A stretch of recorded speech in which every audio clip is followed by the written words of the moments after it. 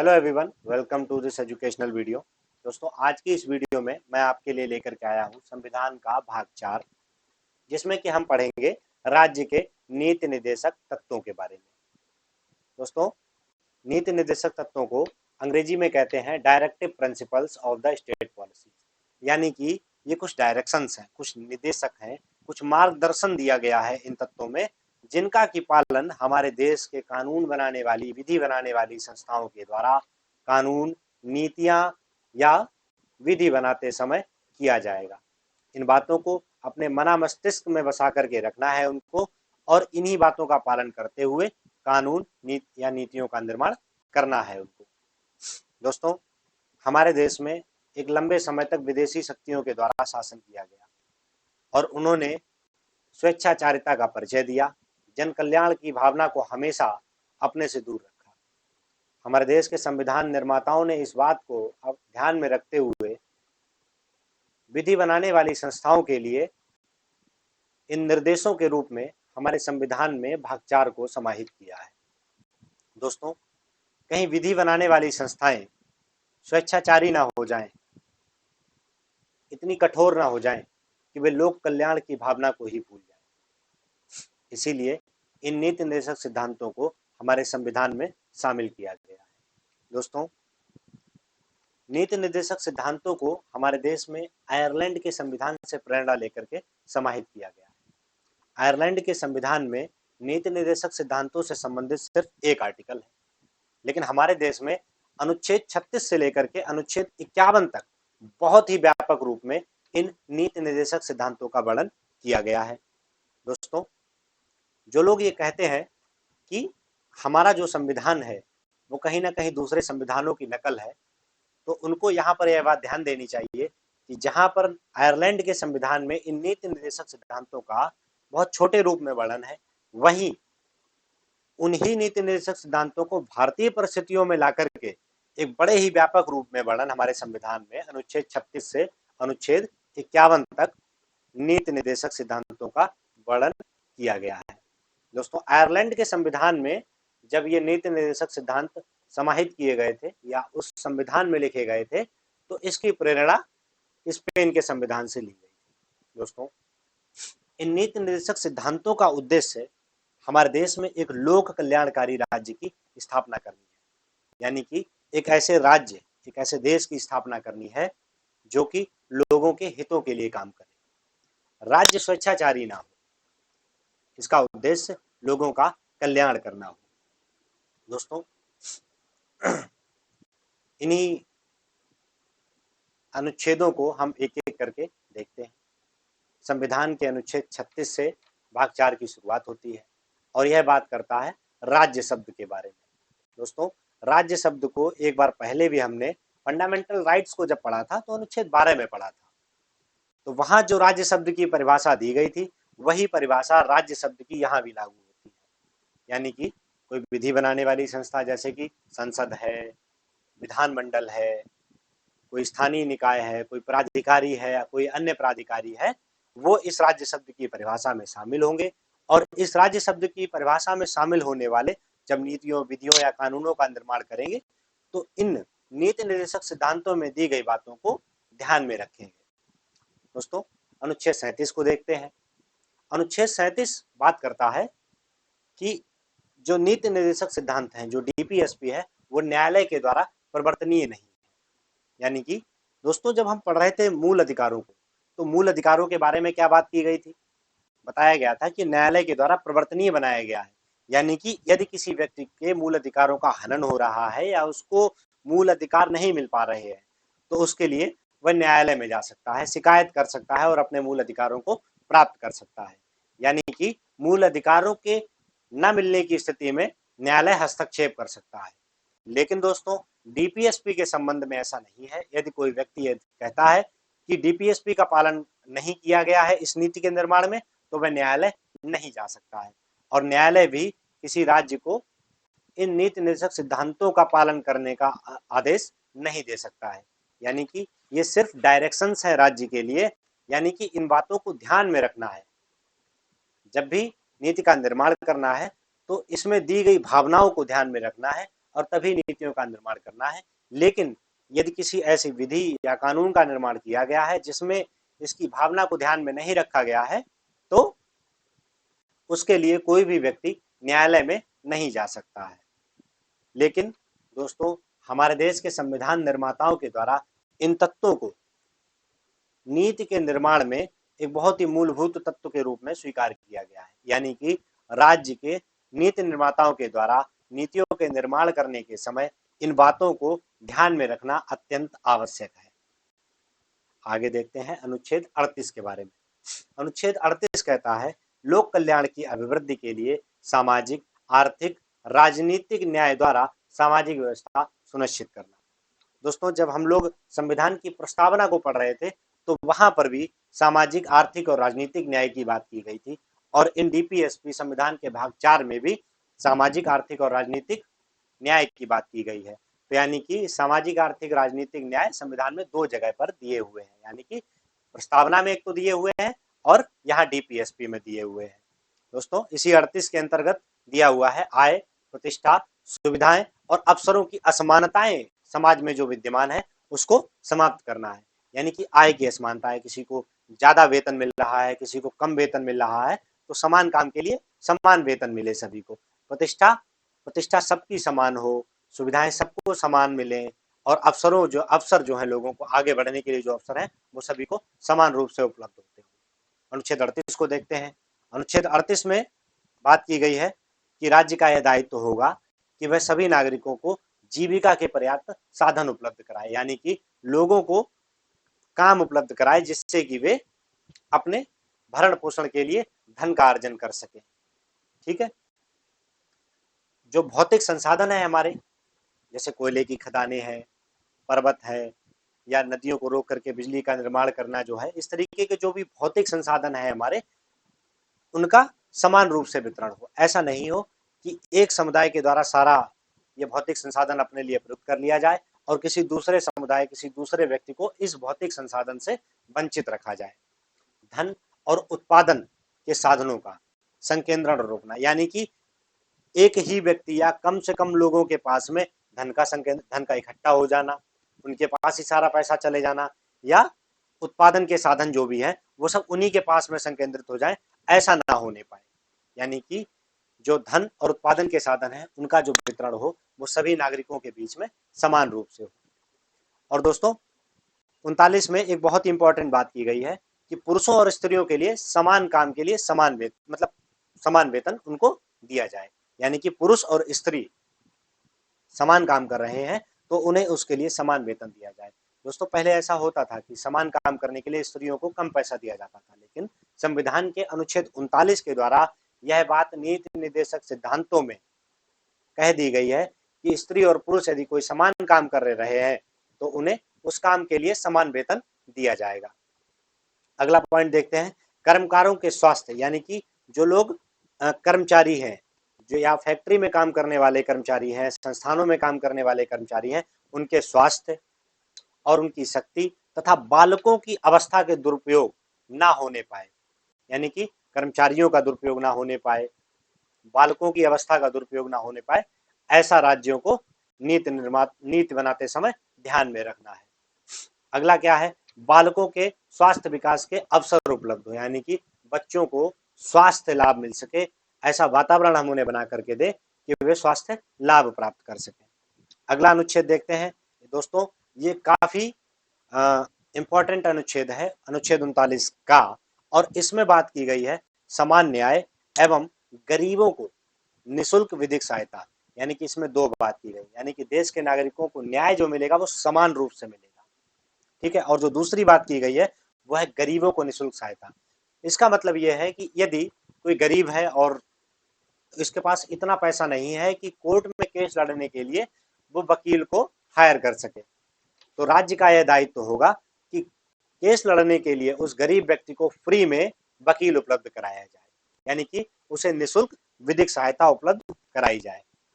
अनुच्छेद 40 को देखते हैं।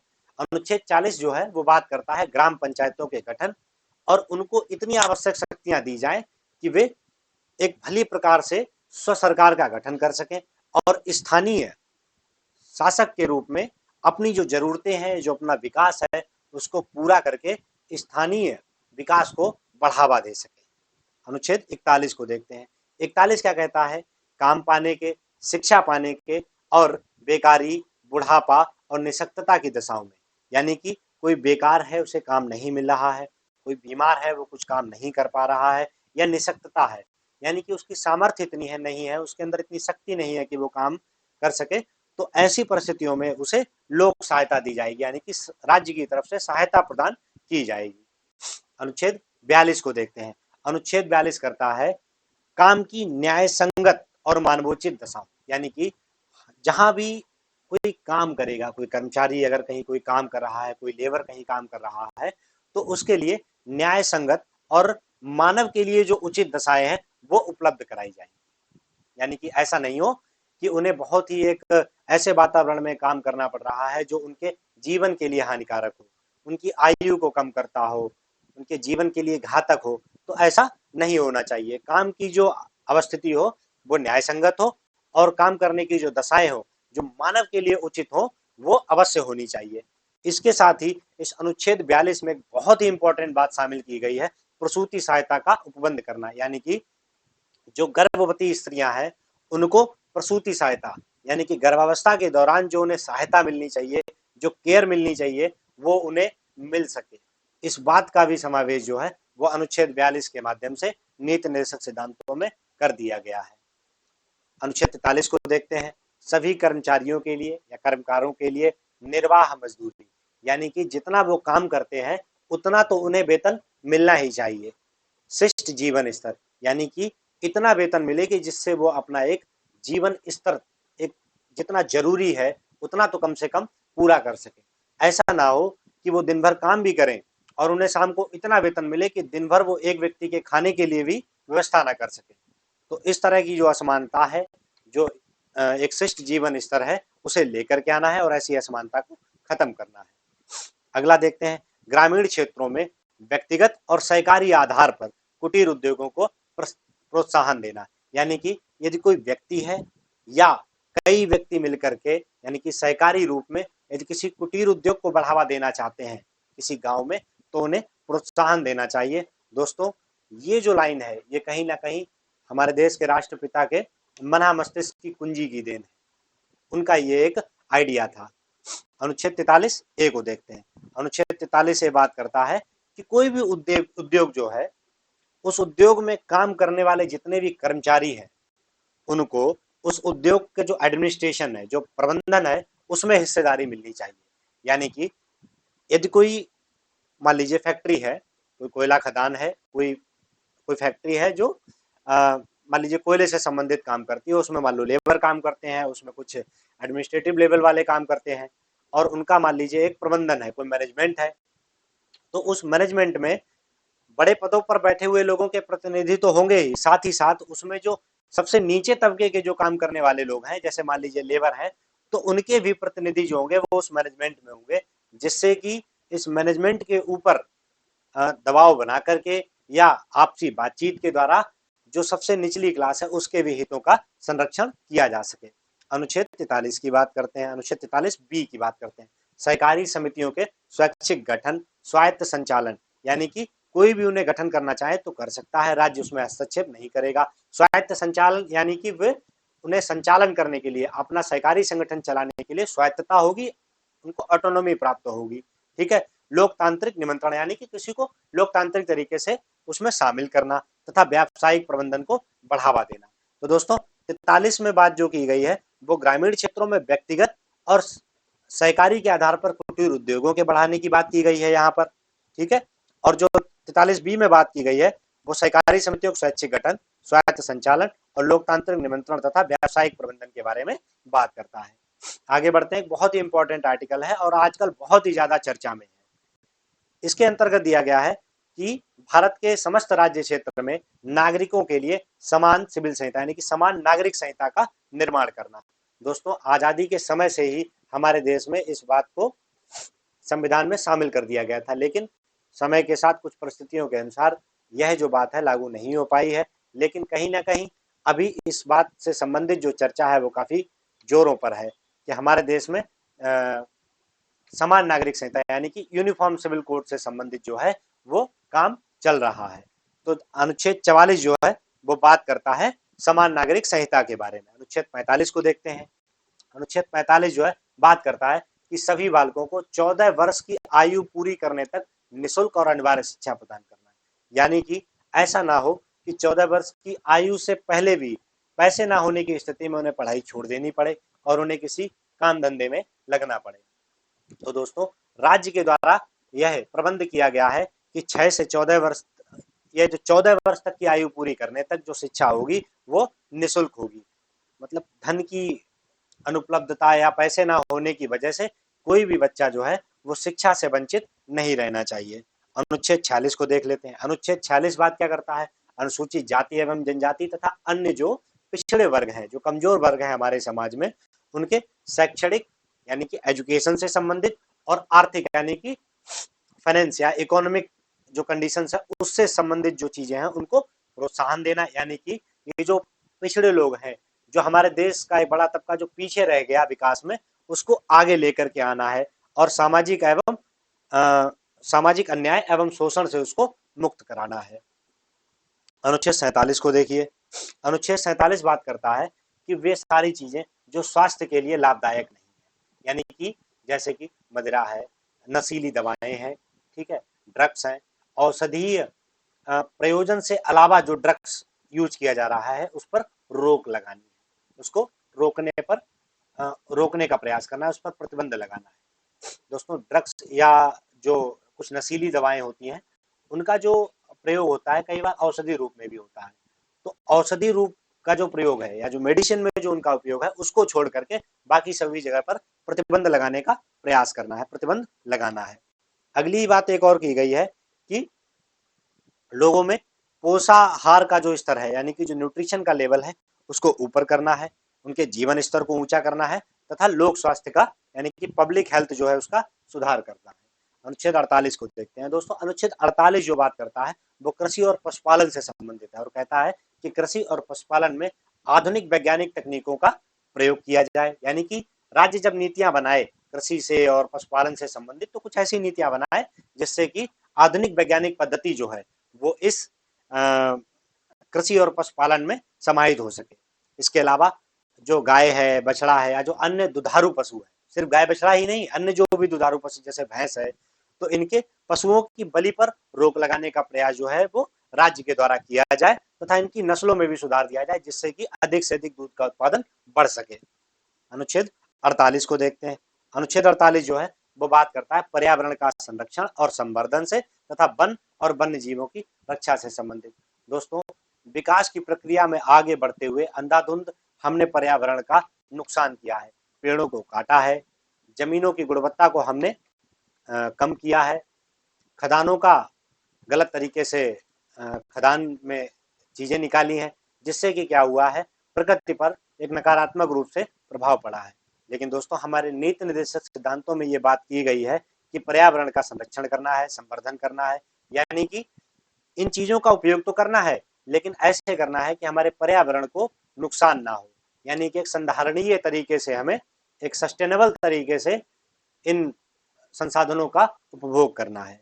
अनुच्छेद 39 को देख लेते हैं।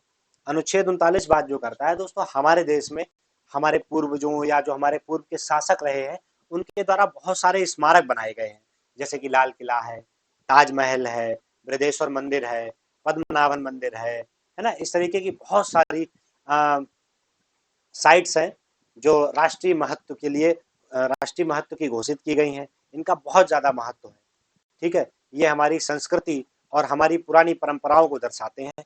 तो ऐसी जो ऐतिहासिक अभिरुचि वाली जो भवन है, जो बिल्डिंग है या जो जो भी मतलब कलात्मक चीजें हैं उनको हमें संरक्षण देना है, ठीक है, उनको नष्ट होने से बचाना है। अगला देख लेते हैं अनुच्छेद 50। राज्य की लोक सेवा में न्यायपालिका और कार्यपालिका को दोनों को अलग अलग रखना है। दोस्तों ये एक बहुत बड़ी बात है, जहां न्यायपालिका और कार्यपालिका आपस में मिल जाए वहां पर जनता के शोषण की संभावना बहुत ज्यादा बढ़ जाती है और हमारे संविधान में कार्यपालिका और न्यायपालिका को पूरी तरह से पृथक करके रखा हुआ है। तो ये एक वजह है कि हमारे देश में नीति निर्देशक यदि नीति बनाने वाले जो हैं यदि किसी गलत रास्ते पर जाते भी हैं तो न्यायपालिका उन पर नियंत्रण लगा सकती है, उनको उस रास्ते पर जाने से रोक सकती है। अनुच्छेद 51 को बात करते हैं दोस्तों, ये आखिरी अनुच्छेद है हमारे मूल मौलिक डीपीएसपी से संबंधित। इसमें कहा गया है कि अंतर्राष्ट्रीय शांति की स्थापना करने के लिए नीति बनाई जाएंगी, ठीक है। अंतर्राष्ट्रीय सुरक्षा से जो हो वो बढ़ सके, इससे संबंधित नीतियां बनाई जाएंगी। उसके अलावा भारत जो है वो बहुत सारी अंतर्राष्ट्रीय संधियां करता है, बहुत सारे अंतर्राष्ट्रीय समझौते करता है। उसके अलावा बहुत सारी अंतर्राष्ट्रीय विधियां होती हैं जिनको की ध्यान में रखते हुए हमें कुछ नीतियां बनानी है, जिससे कि और भी ज्यादा जो है लोक कल्याणकारी राज्य की स्थापना की जा सके। और यदि कोई अंतर्राष्ट्रीय विधि या इन सब का पालन करते हुए कोई विवाद उत्पन्न होता है तो उसको मतलब एक आर्बिट्रेरी यानी कि मध्यस्थम के द्वारा निपटाना है और उसको आगे बढ़ाना है। हमारा जो मेन उद्देश्य होना चाहिए इन नीति निर्देशक सिद्धांतों का पालन करके एक कल्याणकारी राज्य की स्थापना करना है, एक ऐसे राज्य की स्थापना करना हो जो सामाजिक, आर्थिक और राजनीतिक तीनों तरीके से लोकतांत्रिक हो। तो दोस्तों आज की वीडियो में इतना ही रखते हैं। लेकिन दोस्तों नीति निर्देशक सिद्धांतों में पढ़ने के लिए और भी बहुत कुछ है, जैसे कि नीति निर्देशक सिद्धांतों का वर्गीकरण भी किया जाता है, जैसे कि समाजवादी नीति निर्देशक सिद्धांत, उदार बौद्धिक या गांधीवादी। तो इससे संबंधित जो वीडियो है वो भी आपको आगे मिलेगी। इसके अलावा समय समय पर नीति निर्देशक सिद्धांतों और फंडामेंटल राइट्स के बीच में एक विवाद चलता रहता है कि सरकार या नीति बनाने वाले कोई कानून बना देते हैं जिससे किसी मूल अधिकार का हनन हो जाता है और केस चला जाता है कोर्ट में। तो उससे संबंधित जो भी एक कोर्ट केसेस की जो एक क्रोनोलॉजी है उसको लेकर के मैं आपके लिए आऊंगा अगली वीडियोज में। तो अगली वीडियो के लिए भी हमारे साथ जुड़े रहिए और इस वीडियो में हमारे साथ लास्ट तक बने रहने के लिए बहुत बहुत धन्यवाद।